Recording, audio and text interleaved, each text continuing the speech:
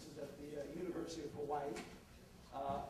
And before they come on, I'd just like to say, remind people, excuse me, that any of you are interested in publishing your presentation, organizing this, and obviously all the other people who helped him put this together now for 10 years in a row. I haven't been with the conference for a few years, but it's great to be back.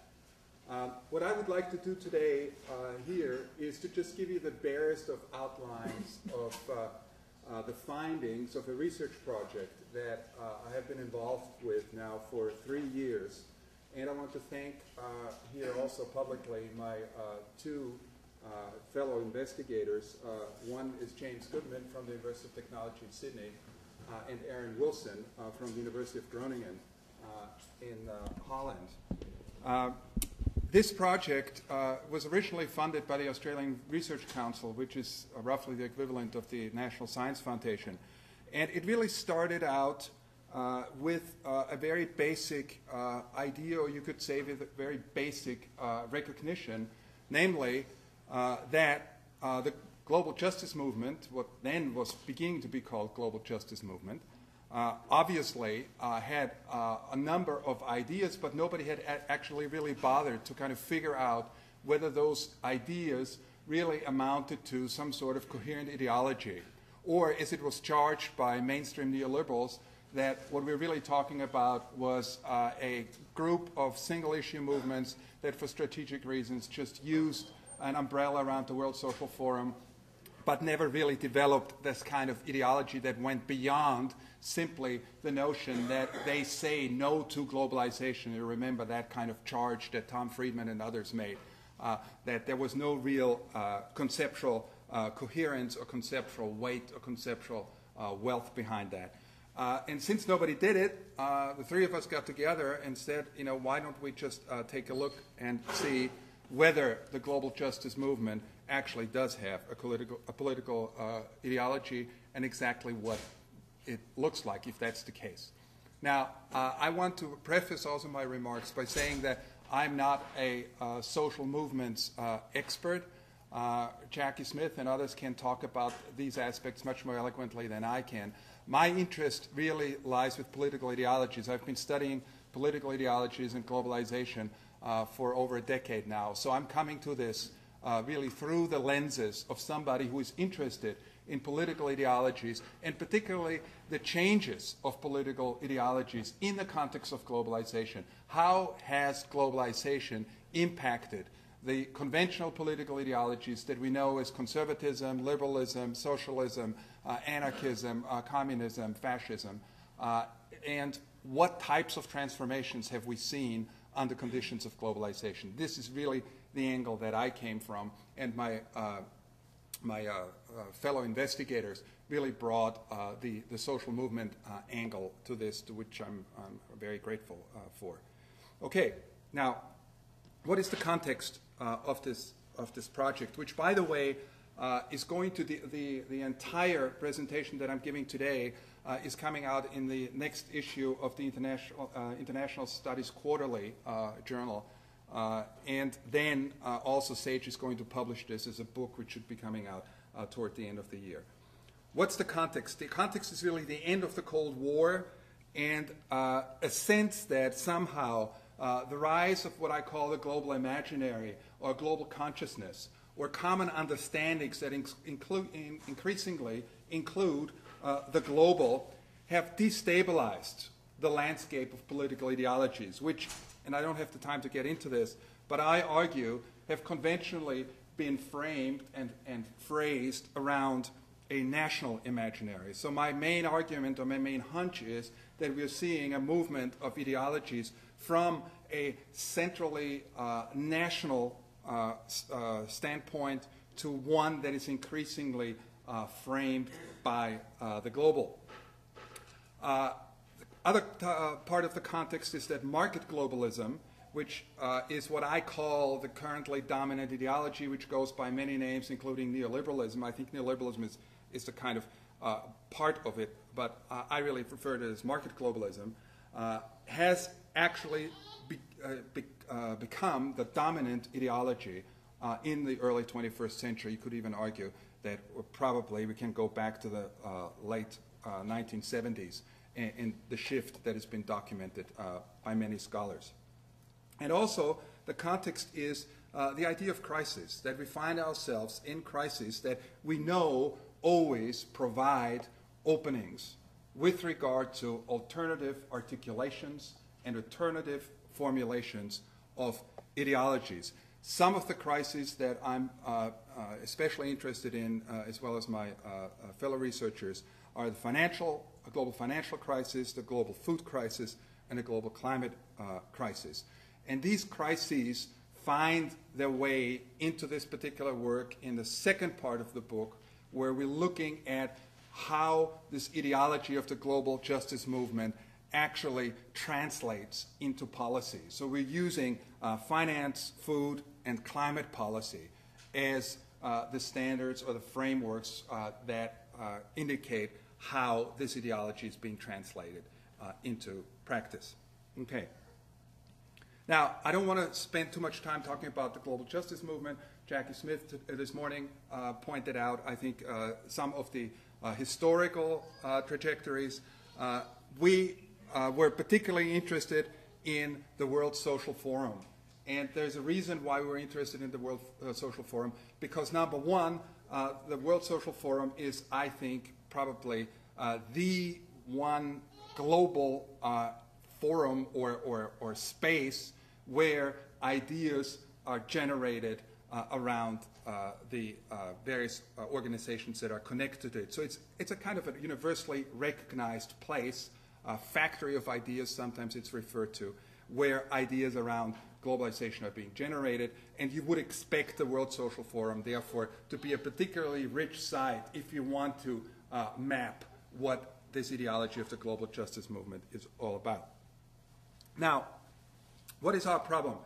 The problem is that what I call the ideational cluster associated with the global justice movement has gained, as we all know, salience in the last decade and emerged as one of these potential ideological challengers to market globalism. Yet, many, as I said before, in the mainstream, in the neoliberal mainstream, argue that all that this movement really offers in terms of ideational resources is this kind of knee-jerk no, with no real coherent ideological programs and very few policy alternatives that are practical, that can be implemented. Even some leaders within the global justice movement, and I give an example here in terms of De Souza Santos, are not quite sure whether the World Social Forum actually does have a coherent ideology. So the core question then becomes, in what I call the phase one of this project, which deals with looking at whether or not there is a coherent ideology, does the global justice movement a conceptually mature and coherent ideological alternative to market globalism? That is basically the research question that animates this project. What are the aims? The aims, we want to identify, we want to map, and we want to critically evaluate the key ideological claims, and then in phase two, the policy proposals of the justice globalism, if indeed we find that the global justice movement does have a coherent and mature political ideology. Additional aims, we list here a couple of one. Let me just pick one of them, which I talked about a little bit at the beginning, is I think are in real need of gaining a better understanding of the shifting ideological landscape of the 21st century. Again, my underlying hunch is that what we're seeing is a globalization of ideologies that is not just explained in terms of a shift from geographical scale from a national to a global scale, but also in terms of new ideas, new concepts, and new claims being absorbed in this process of globalization. And I'll get to that in this presentation. Methodology, the kind of methodology that we used, we're using a form of critical discourse analysis that I call morphological discourse analysis. It's really modeled after some of the work that Michael Frieden and myself have done in the last 10 years. And it basically consists in the close reading of key texts that lay out supposedly certain values that organizations believe in, and there's the important link also between values and policies that can be teased out. The philosophical basic understanding is that language is critical to how ideologies function, and it allows methodologically to identify how language is used to make certain kinds of claims or to give certain types of concepts, which I call core concepts, particular kinds of meanings.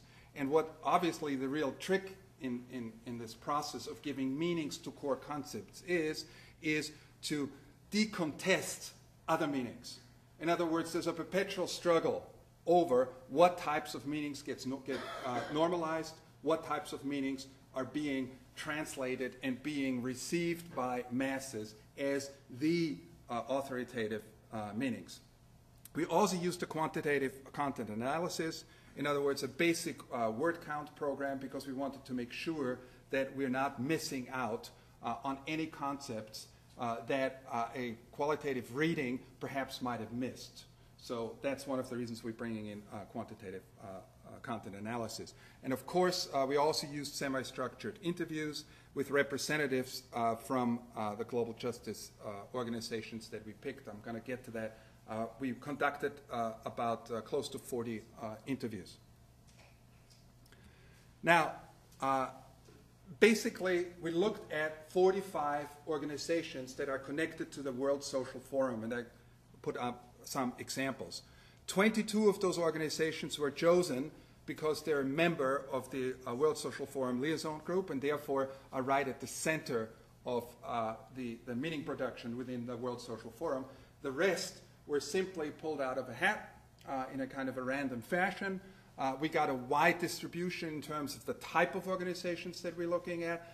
We got a great distribution in terms of geography, and also great distribution in language. And I want to say that right off the bat. Obviously, we looked at organizations that don't necessarily have an English language representation, say on the web, or the communiques or the manifestos are not necessarily translated. So we had between 6 and 8 languages other than English, so we had to use translators in order to translate those key texts and then process them. Again, why the World Social Forum? I alluded to that very briefly before. It's an open forum of ideas that is a platform to really project the meanings, the main meanings that the groups that are connected to it and main values really believe in. As you know, it is a parallel forum to the World Economic Forum, which again also is widely seen as the forum that generates the core ideas of market globalism, debates those, and fills them with meanings, which is precisely what we are interested in. Also, the World Social Forum is still the largest and most diverse organization umbrella of the global justice movement. So again, it's a chief ideological site of the global justice movement, and therefore was obviously the main focus. Had we had more resources, we probably would have gone beyond the World Social Forum. We would have looked at other types of umbrella organizations, institutions as well. We started this research in 2008, 2009, and at that time, obviously, some of the Occupy movements that we talked about today were not yet on the horizon. And I think it'd be a really interesting thing to kind of see how some of the findings that I'm presenting today also link into some of the discussion, some of the values, some of the ideas and ideologies that are being generated through the Occupy movements at this point. Okay. Now, the key questions that we asked, first, what are the core concepts of the organization?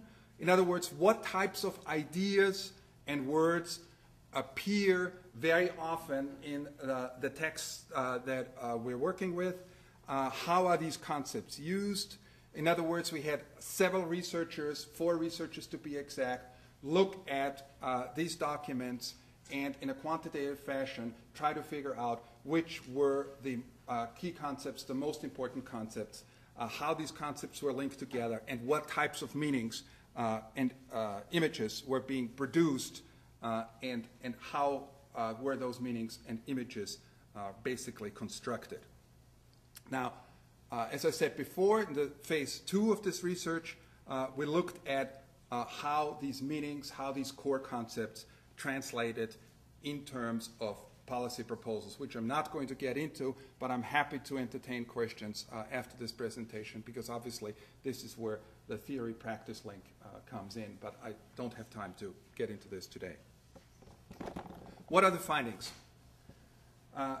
One more word about the text. What types of text did we use? I think that's an important issue. We looked at the websites of the organizations, particularly the About Us part of the website, because obviously, again, this is a symbolically and in terms of meanings very rich environment. This is how organizations project themselves. This is where they put a lot of their value orientations in. So we used that part of About Us from each of the websites. We looked at some of their manifestos or statements or policy statements that they made, usually for press release. In other words, important pieces where they were linking some of their ideas to concrete policies.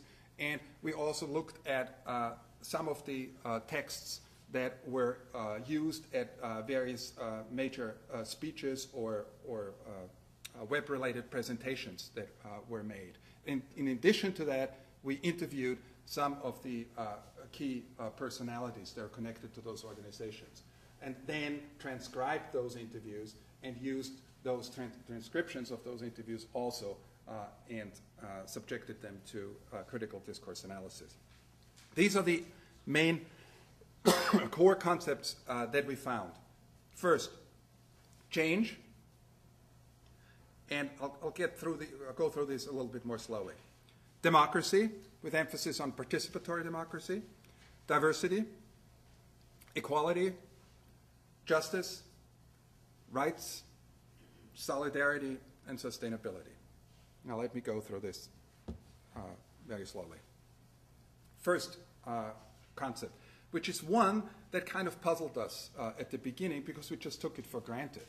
But the kind of vehemence and the kind of strength that the organization, the 45 organizations we looked at, put on transformative paradigmatic change in a way was really surprising. Organizations constantly talk about the fact that the system has to change in very profound ways. Yes, there is a distinction between those who want to go the reformist route, those who want to go the kind of more radical revolutionary or transformative route, but what they have in common is that a sense of urgency, a kind of a moral imperative that things can't stay the way they are. They really have to change, and they have to change quickly. Now, I have an example here of Grassroots Global Justice, which is one of the organizations, just a textual passage that gives you the underlined passages, give you a sense of where this kind of idea of transformation, of change, of restructuring really comes into. And this is with regard to, this passage is with regard to climate change as well. In other words, the policy that we're interested in. Participatory democracy. Participatory democracy is a core concept that appears as both a normative principle as well as a source of legitimacy. In other words, that the only form of democracy that is legitimate from the point of view of these organizations are actually participatory forms of democracy. Other concepts that are linked to this core concept are transparency and accountability. Particularly towards the end of our research with WikiLeaks, we found really, through our interviews, a real increase in this idea that participatory democracy and transparency really must go hand in hand. And very often, participatory democracy also gets reinforced with the idea of rights or human rights. So in other words, the notion that human rights is an idea that is fundamentally linked to participatory democracy. Unless you participate, you can't really actively operationalize your rights, if you want to use that language. The idea is that democracy should reach into all aspects of society, obviously overcoming the walls of liberalism, the notion that society, markets, economy, and so on and so forth should be equally part of that participatory democracy vision. Again, as an example here, or actually two examples, one from CorpWatch and the other one from IBASE, which is one of the organizations in Brazil that lays out the importance of participatory democracy, and also, again, the link between, very interestingly, transparency, ethical behavior, accountability, truly democratic society. I think there you really see the kind of conceptual chain closing. Equality. And again, equality very often is associated with equality of opportunity, a fair go, as we say in Australia, a fairness in terms of access to resources. Here, geographical notions of justice come in very strongly. The idea that there ought to be more fairness between the North and the South. The notion that equality of opportunity also has something to do with certain kinds of outcomes, that inequalities must be addressed, and without the very strong attempt to rectify this, we can really not bring about those forms of democracy or fulfill, realize the potential of human rights. That's why it's linked, again, to notions of diversity, democracy, rights, and justice. One word on diversity. We weren't quite sure whether diversity really falls. I listed it here as a core concept. But diversity sometimes became more important and sometimes less important. It was kind of in between a core concept and a concept that was more towards the maybe adjacency or periphery. I'm listing it here. I'm linking it to equality because very often diversity also is linked to equality. But as I said before, not quite sure whether diversity really measures up in terms of our findings to the same status that the other 7 concepts are clearly at. But we can talk about this in the question and answer session as well. Restorative and redistributive justice.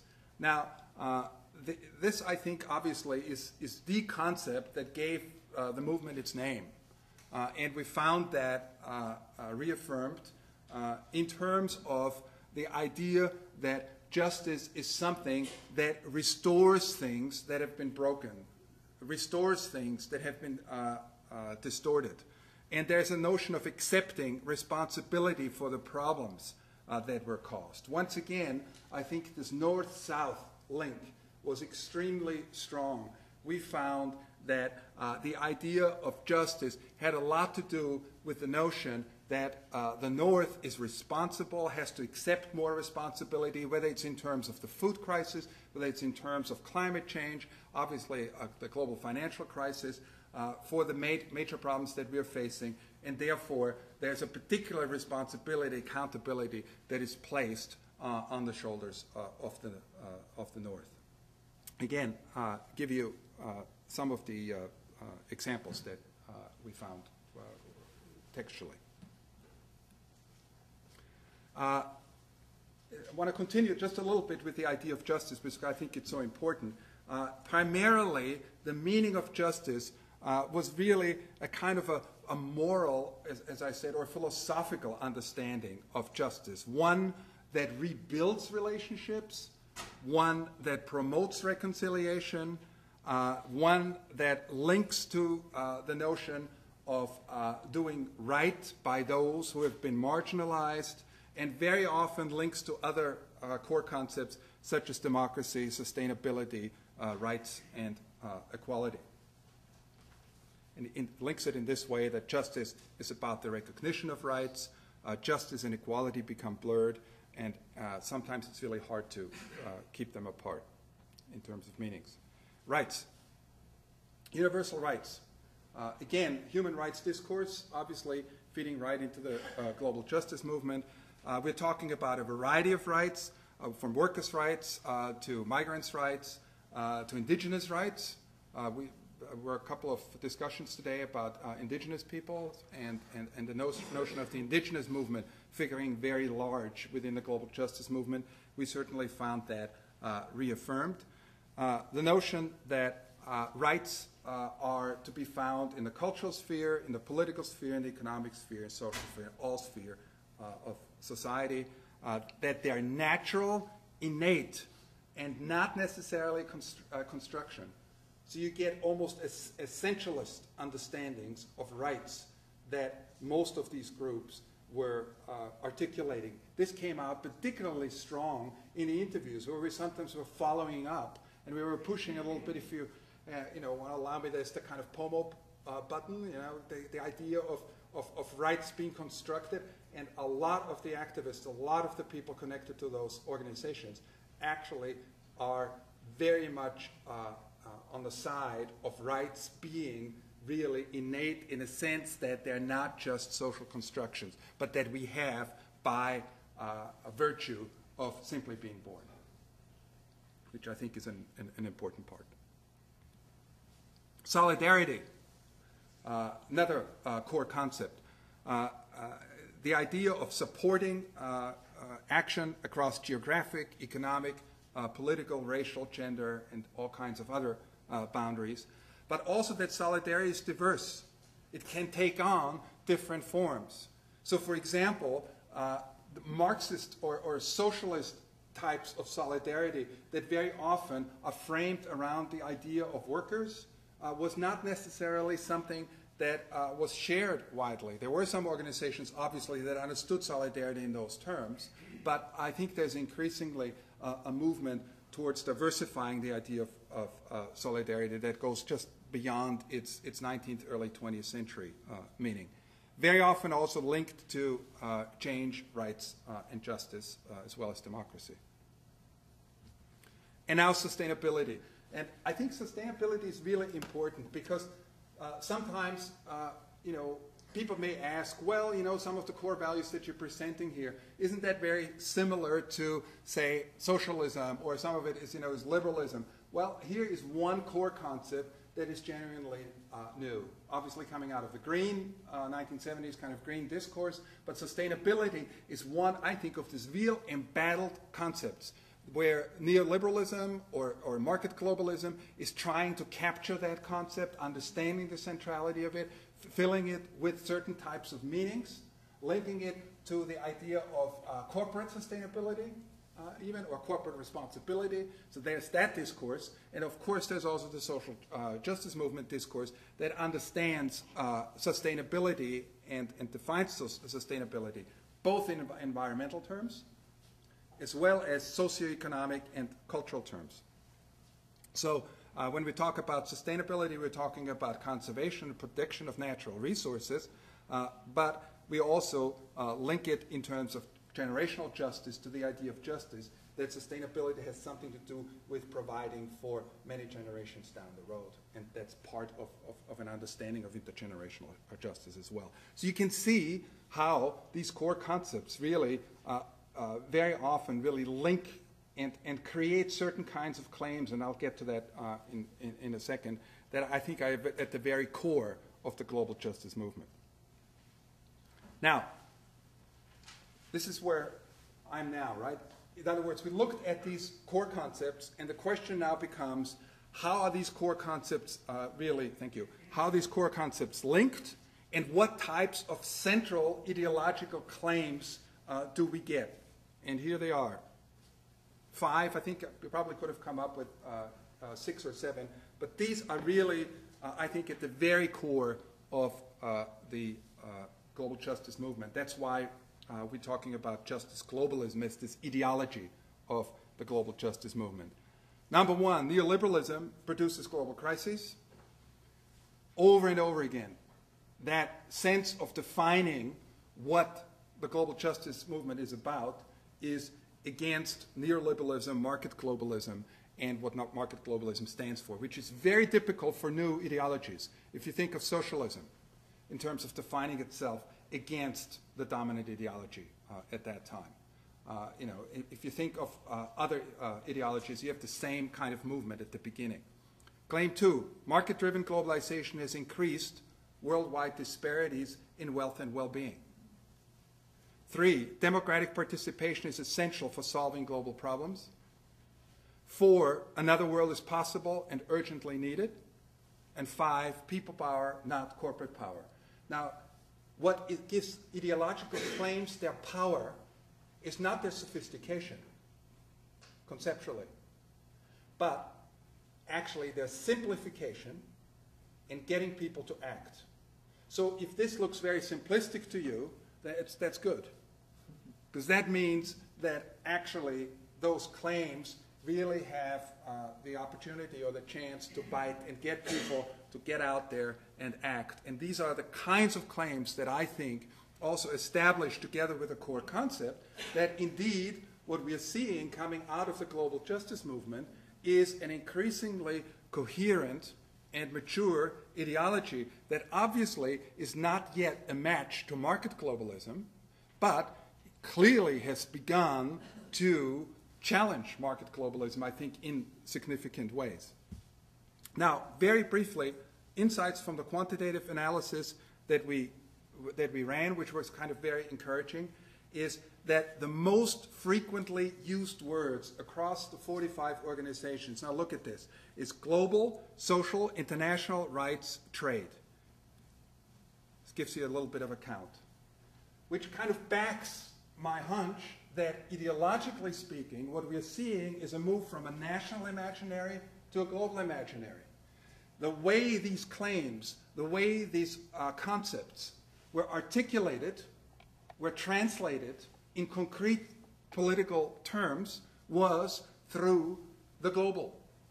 So I think what we really have here is some evidence that there indeed is a rising global consciousness, a rising global imaginary, and that ideologies now increasingly can no longer afford to simply articulate their political agenda in national terms, directed at national audiences, but increasingly have to articulate themselves in global terms and have to reach global audiences.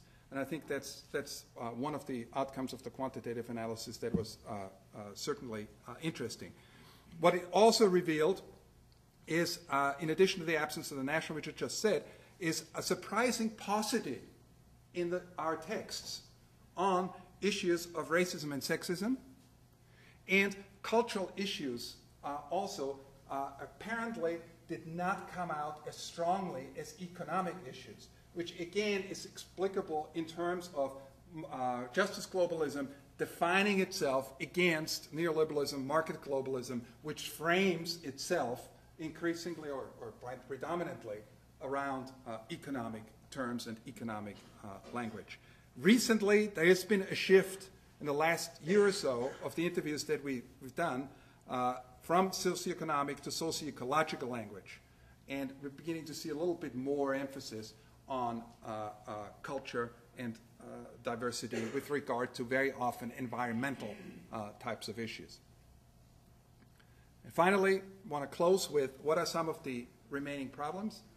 Obviously, as you, I think, can gather from my presentation, meanings are always contested, and meanings cannot be boiled down to, this is the meaning, period. Meanings always contested, they always blur into each other, they always bleed into each other.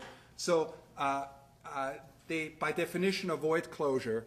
So in a way, this attempt to try to gauge the coherence of meanings, the coherence of an ideology, has to be counterbalanced by incoherence and ambiguity, which is precisely what we're doing in phase 2 of this project, is when we're looking, where we looked at the finance, food, and climate crisis.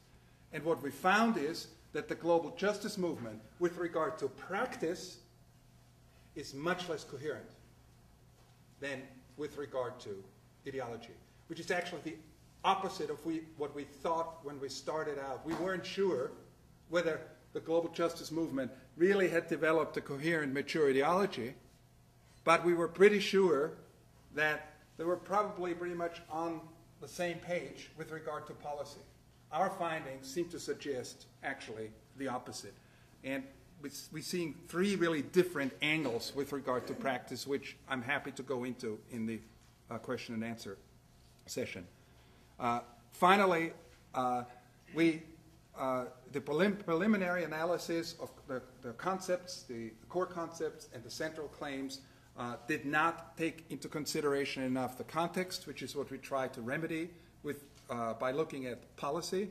And then finally, we are mapping macro structures, which I think is an interesting and a legitimate approach, but obviously should be complemented by interpretive attention to micropolitics. And there was a wonderful presentation today about Occupied Dayton. Is anybody here from Occupied Dayton? Yeah, wonderful job. And I think your methodology in terms of some of the ethnography and kind of narratives and stories that you were using, I think is really, really important to bring into this type of analysis as well. So we bring the macro and the micro together. And what you're seeing here in this presentation is really totally loaded in favor of the macro, and therefore certainly incomplete in terms of understanding the larger whole. But let me finish by saying then that our findings suggest that there is an ideology which we call justice globalism that is cohering, that is maturing around the global justice movement, yet there are problems in terms of translating that ideology into coherent policy alternatives. Thank you.